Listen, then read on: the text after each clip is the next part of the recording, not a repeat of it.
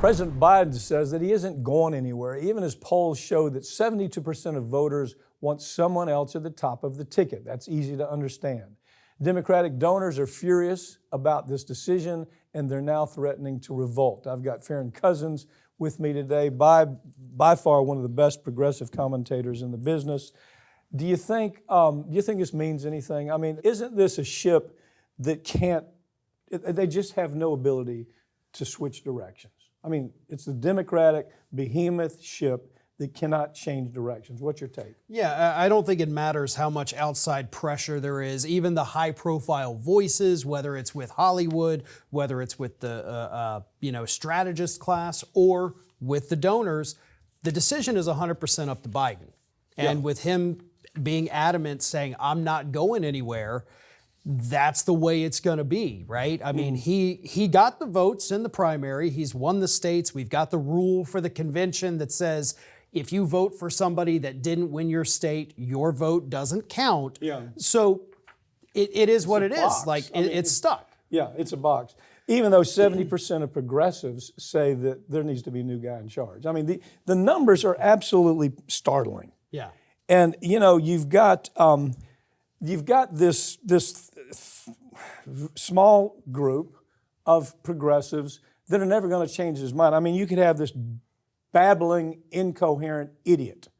Doesn't make any difference what's going on in that position. They're such team players. They wear the blue hat. They're the ones that send in comments with the little blue stars, the little blue hearts all over those. You can't change their mind. So I guess, at this point, it's just something that's going to go forward, and we're going to see how it lands, right? Right. And they say, hey, you're helping Trump by bringing attention to Biden. No, we're actually trying to beat Trump by bringing in somebody capable of beating Trump. Right. So don't come at me with those arguments, because that is absolutely the dumbest thing I've ever heard these people say. It's childlike thinking, isn't it? Well, and that's the thing, is the donors understand that. They say, listen, the most important thing is to beat Donald Trump. Do the polls show that Biden can beat Donald Trump? No, they don't. They absolutely do not show him winning, and didn't show him winning even before the debate. And we're in July. Yep. Okay? The best polls for Biden, the closest ones, are the national polls, not state-centered, not on states that are going to make a difference in the election. If you look at those, it should scare the bejesus out of the Trump Democrats. wins, I think, 303 electoral college votes. That's correct. So, we can do what we do every week. We can tell the truth about what we're seeing, but you're always going to have that faction that is absolutely incapable of critical thinking. They've lost the ability to critical think.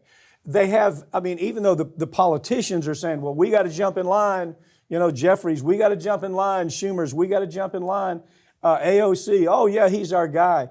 That might be happening, but you have donors. Listen to this.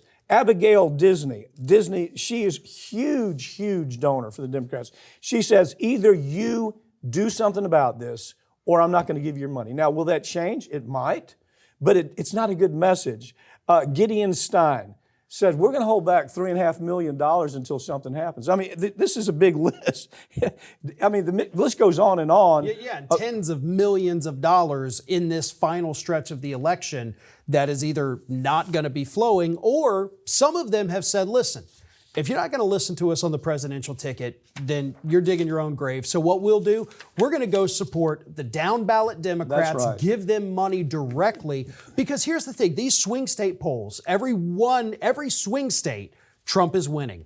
But in those Senate races, in those House races, the Democrats are winning. Democrats can win the down ticket. Yeah. That's why we're saying this. To me, that's why we're saying, pay attention to what really matters. Carville has gone as far as saying, when they call you, when the Democrats call you for money, don't return their call. Yeah. Hold your, it's being called the Dembargo, the Biden Dembargo. And what we're going to do is hold back money, and you have this issue going on to where now he has to figure out, what do I do about the division? It's very clear what he's going to do. He's going to pit one side, the elites, right? You're hearing, well, the Democratic elites, they don't have any say here. What he's doing is making it look like the rich white guys are making all the decisions, and the African Americans and Hispanics and, working union members, they don't have anything in common with the elite white guys. That, when you have to divide your party, you have to literally divide your party, that's pretty damn serious. And the unions, I can tell you, the unions are not behind this guy like all you gotta do is look at one isolated union. Hell, we're seeing the stories all the time. No, we're not behind him. So there's not this broad union protection that he has, but his theory is divide the party. Rich white elites versus poor working people. That's the new attack. What do you think about that? Yeah, it's basically going out there saying like, oh, well, these 1%ers, they want me gone, but I'm standing for you. Yes. And it is trying to capitalize on like, hey, let me sound like Bernie Sanders here for a few minutes. Exactly. But it's total BS. He's always been the elite. Yeah. He's come up as the elite. For 52 years 52 in Washington. years he's been the elite. And now all of a sudden, I'm not the elite. There's another part to this. Why is this? What's this reaction? It's got to have something to do with his history. Do you remember when Obama talked him out of running the first time? Okay, put up Hillary Clinton. And so, he wanted to run. He was furious that Obama was pushing Hillary Clinton, and he might have been right. Had he run, we might not be where we are right now. But the point is, he feels he has that history that he has to play to. And by God, nobody's pushing me out this time. That's kind of the way I see it too.